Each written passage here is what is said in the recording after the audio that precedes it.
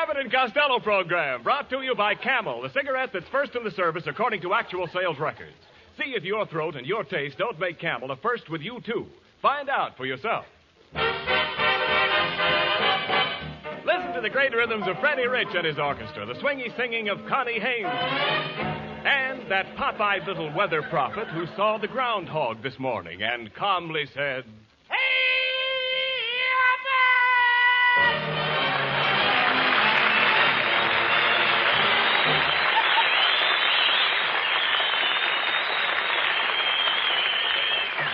Hey, Costello, where in the world have you been? I've been looking for you all day. Oh, Abbott, I'm a very busy man.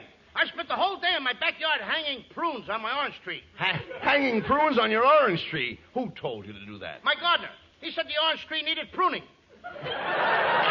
What a dope. Your gardener meant you should get a ladder and saw the limbs. I don't need no ladder. I saw the limbs from my window. Oh, what kind of limbs can you saw from your window? The limbs of Ruby Poolcue.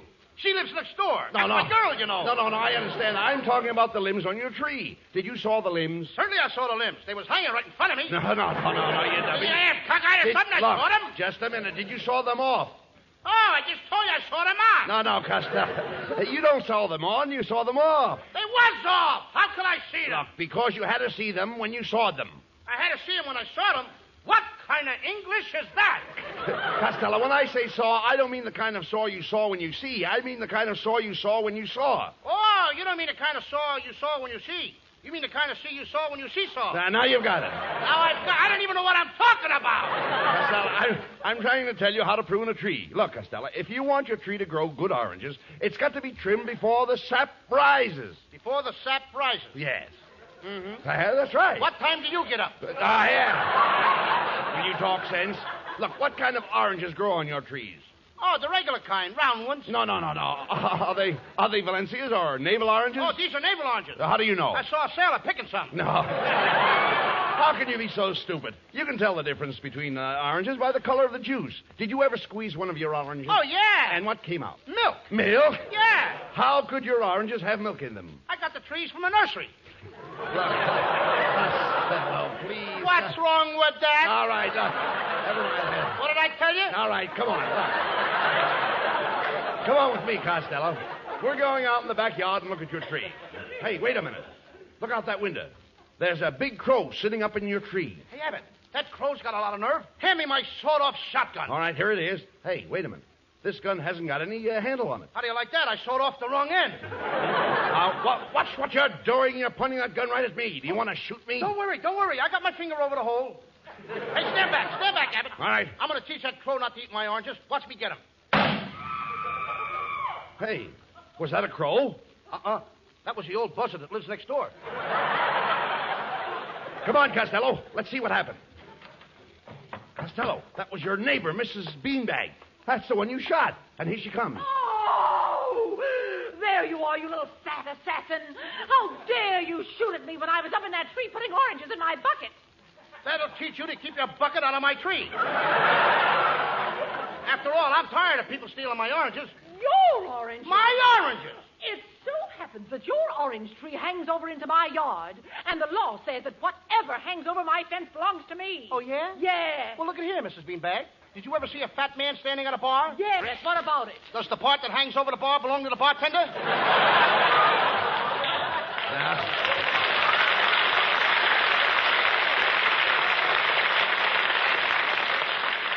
Now, Costello, apologize to Mrs. Beanbag for knocking her out of the tree. Come on. She ought to apologize to me. What did I do? What did you do? You fell on my hedge and bent my verbenias. Costello, will Not you only stop... that, you stamped on my... Yes, listen. What other kind of flowers I got there? Never mind that. Will you stop fighting with the Stamped lady? on my hollyhockuses. Never mind. I couldn't say the word. All right, well, just don't fight with the lady, please. Yes, young man, you have very bad manners. In my day, men didn't fight with women. In your day, the men were too busy fighting the Indians. Oh, that did it. I've heard enough. I'm going to call my husband. Homer! Oh, there you are. Homer, I've just been insulted. Come here and speak to this ruffian. Yeah, I'm going to speak to the... All right, Homer, we're only on a half hour. Come on. speak to the... Hello, ruffian. Look, Mr. Beanbag, Costello made a very serious mistake. He shot at your wife. Oh, he made a worse mistake than that. What could be worse than Costello shooting at your wife? He missed her. Oh. Oh, no, Beanbag. You made a worse mistake than that. Yeah, what's that? You married her. Oh, yeah. Oh, Homer Beanbag, are you going to stand there while this man insults me? No, I'm not going to stand. Bring me a chair. I've had enough of both of you. Mr. Costello, I'm taking you into court. I'll teach you to fire your shotgun at a defenseless woman. All I was doing was picking a few oranges. Picking a few oranges. Now, look here, Mrs. Beanbag. I've been watching you for weeks. I didn't mind when you reached up and took a few oranges for breakfast. I didn't even mind the times when you came out and filled your apron with my oranges. But today, when you climbed my tree with your bucket and hung from a branch by your nose so you could pick with both hands, you not only impute on my citrus grove, but you have filched my marmalade.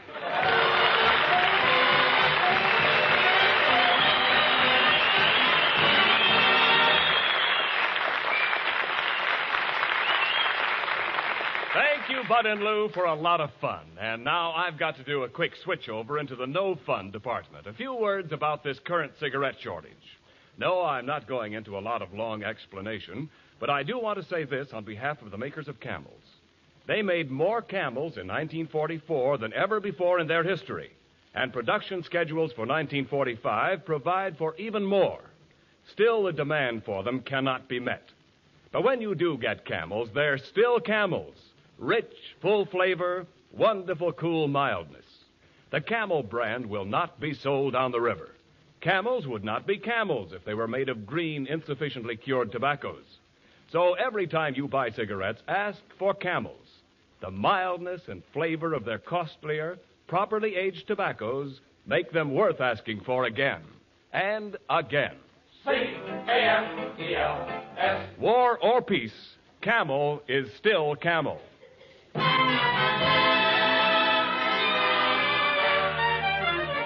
Camel Cigarettes now presents Freddie Rich with the wonderful arrangement of Begin the Begin.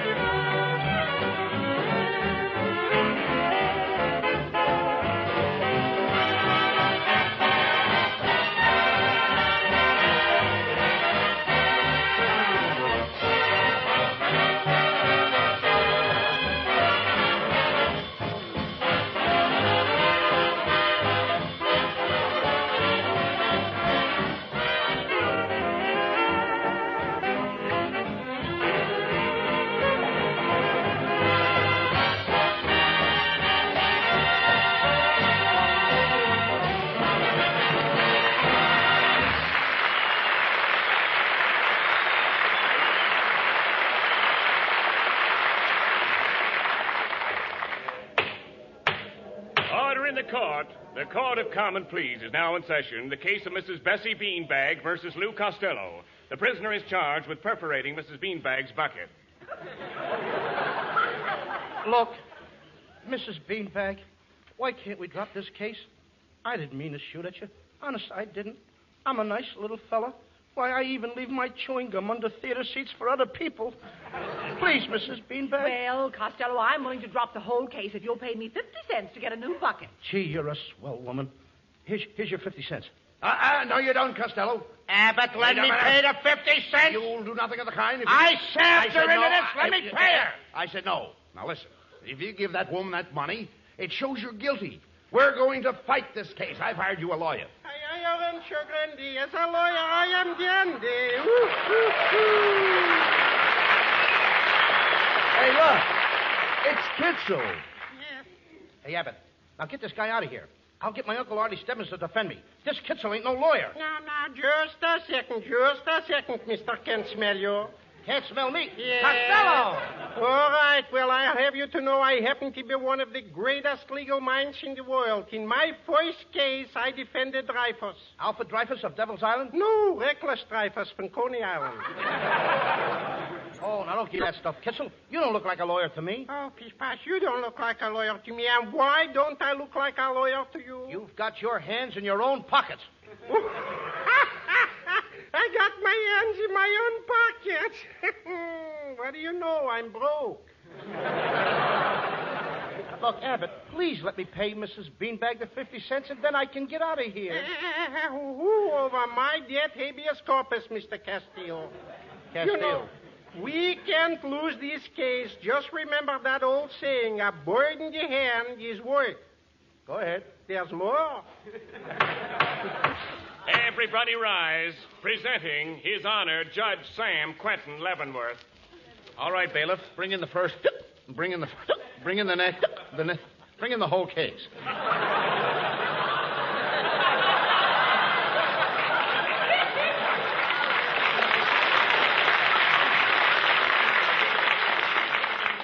Your Honor, I am representing the defendant, Mr. Castoria. Now it's Castoria. Yes.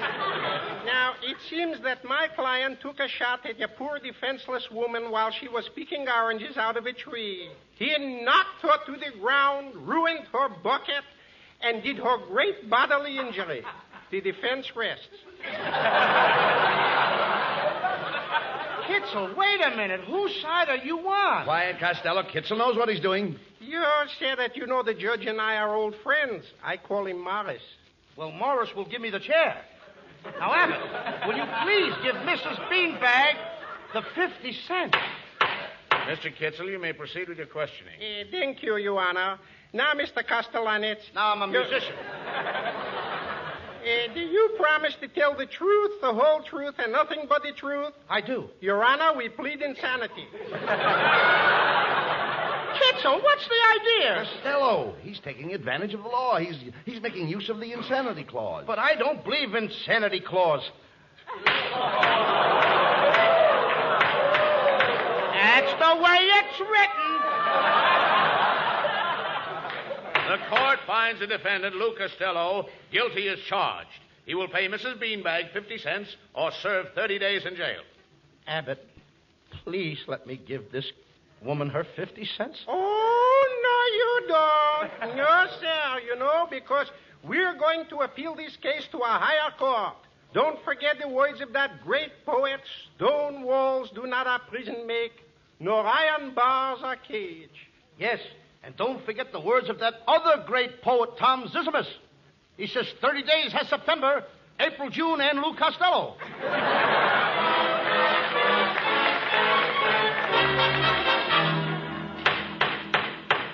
Supreme Court is now in session. First case, Mrs. Beanbag versus Costello. Prisoner will step to the bar.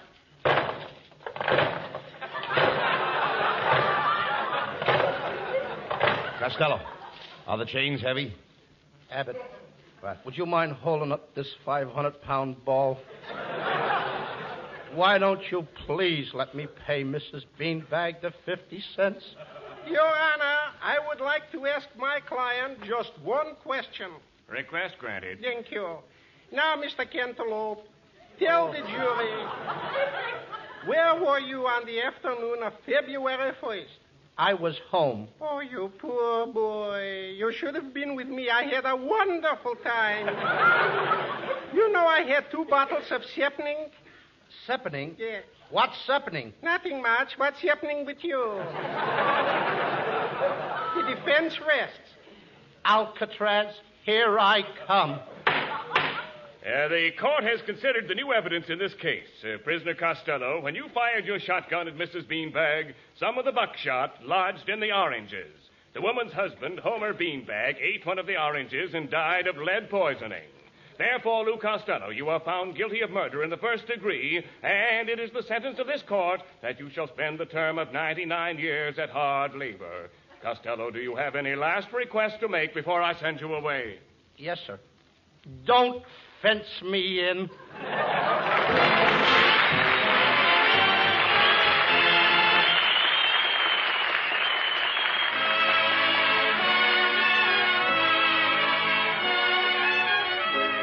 Responding to hundreds of requests from her Camel fans, Connie Haynes repeats her treatment of the trolley song.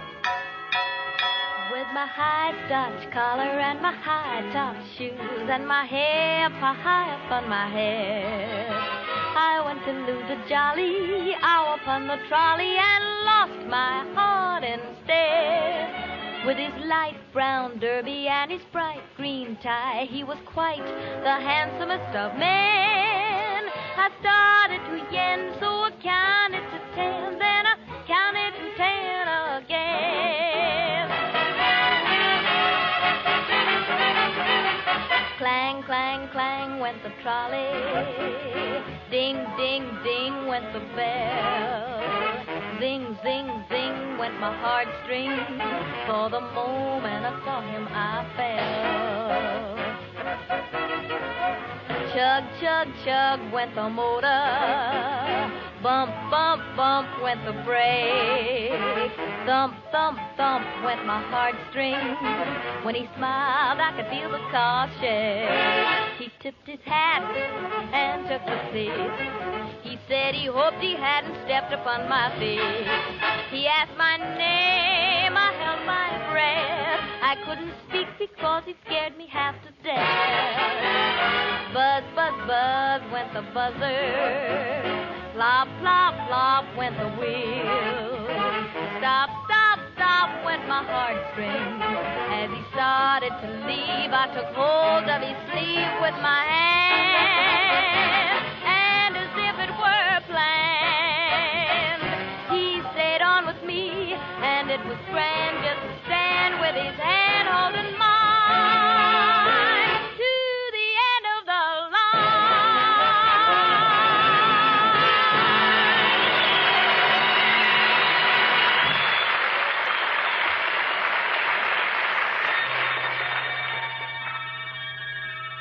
Package of Camels, please. Certainly, sir. Or would you like a carton? Or a couple of cartons? Wake up, chum. 8 o'clock. Oh, what a lovely dream. Those good old days. But now, well, let's face it, Camel is a hard brand to get, in spite of the fact that the makers of Camels have been turning out more cigarettes than ever before in their history. But when you do get Camels, they're still Camels. This brand will not be sold on the river. You can count on that. Only the choicer tobaccos, properly aged, go into Camels. So every time you buy cigarettes, ask for Camels. The mildness and rich, full flavor of their costlier tobaccos make them worth asking for again and again. C-A-M-E-L-S. Camels. War or peace, Camel is still Camel.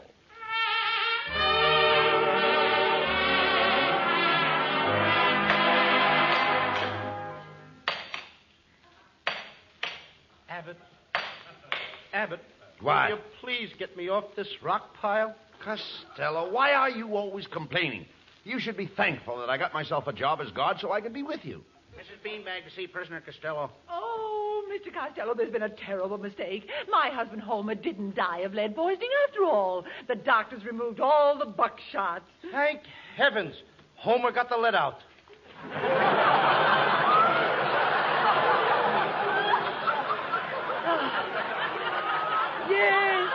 Yes, I'm so happy. Tomorrow morning you can walk out of here a free man.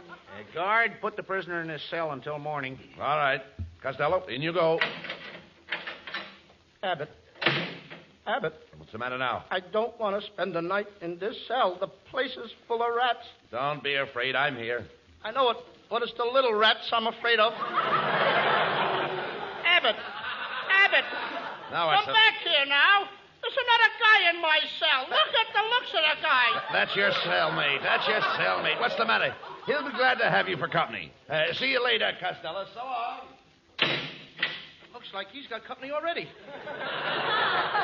What a raggedy individual. What are you in here for, partner? Huh? Oh, I beg your pardon. I didn't realize you were talking to me. Thank you for calling me partner. Those are the first kind words I've heard in years. You have a very kind face, little man. Sort of an open one. You see, I haven't always been a raggedy, scurvy-looking outcast like you. If you have some measure of intelligence, my story might interest you. Did you go to school? Yes, sir.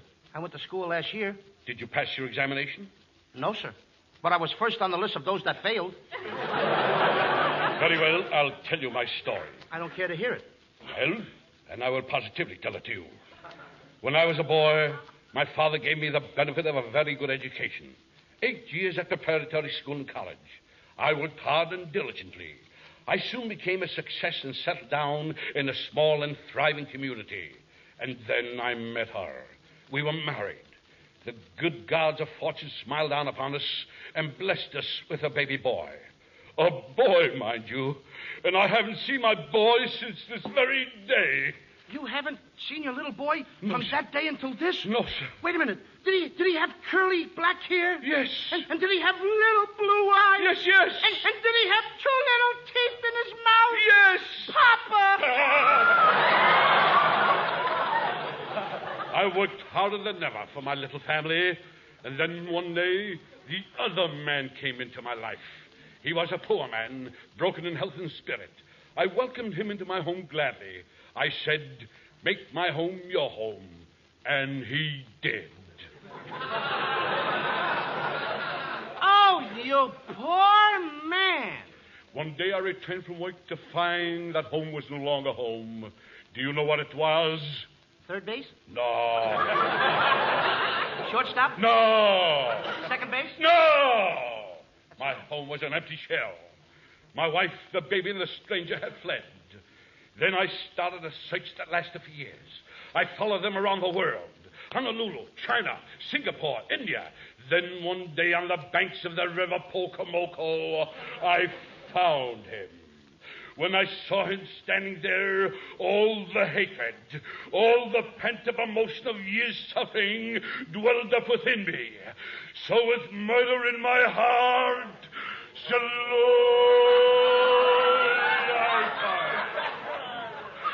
step by step, I have crept upon him. And when I felt his vile breath upon my cheek, I struck. Abbott! Abbott! Abbott! Get me out of here, Abbott! Abbott! Hey, come here. Come on. Costello. Costello, what are you doing down there on the floor? Get me out of here! Get off that floor. Get up. Maybe the man wants to talk to you. Now, don't call me unless you want. Oh, Gadzooks, what have I done? What haven't you done? What's happening to me? What's happening to me? Oh, yes, I remember you now. You're the little man with the kind face.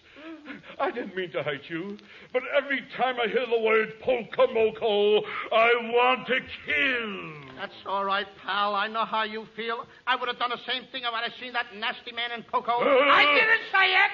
I didn't say it. You didn't hear me say it. What did you say? Pocomoco. Pocomoco! I said it! I couldn't help myself. When I heard the word, I wanted to see his blood oozing between my fingers. So slowly I tried. Step by step, I crept upon him, and when I saw the spike upon his countenance, I struck. Abbott! Abbott!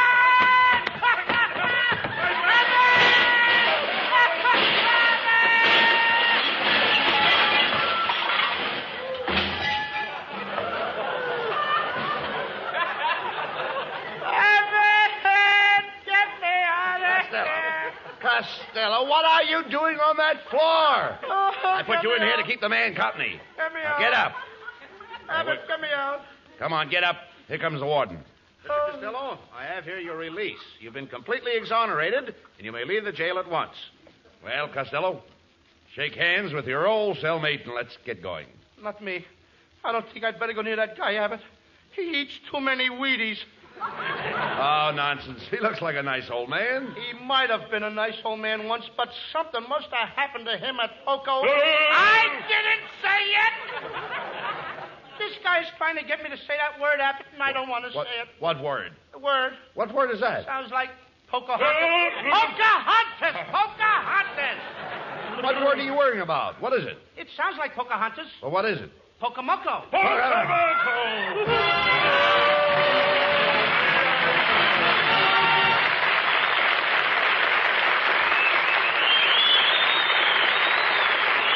Abbott and Costello will be back for Camel cigarettes in just a moment. Thanks to the Yanks of the Week. Tonight we salute Lieutenant Betty Barry of Forest Hills, Long Island, just awarded the Air Medal for meritorious achievement in the China-India-Burma Theater. She is one of the first women in this area to be given this coveted decoration. In your honor, Lieutenant Barry, the makers of Camels are sending to our fighters overseas 400,000 Camel cigarettes.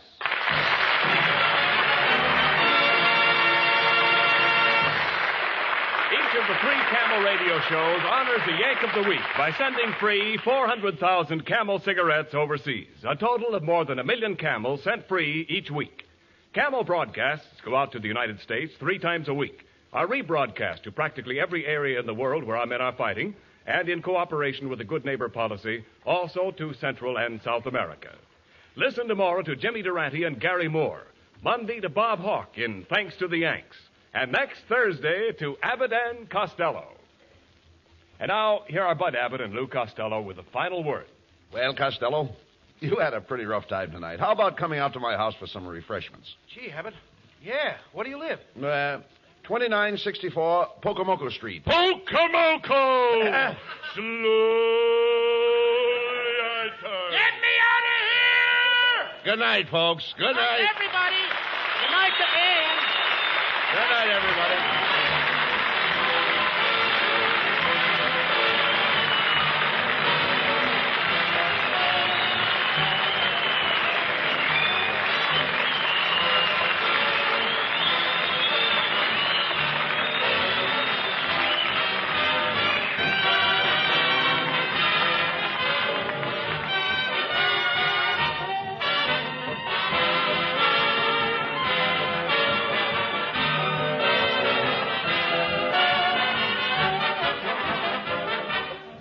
Be sure to tune in next week for another great Abbott and Costello show. And remember, Camels are worth asking for every time. See for yourself how Camel's mildness, coolness, and flavor click with you.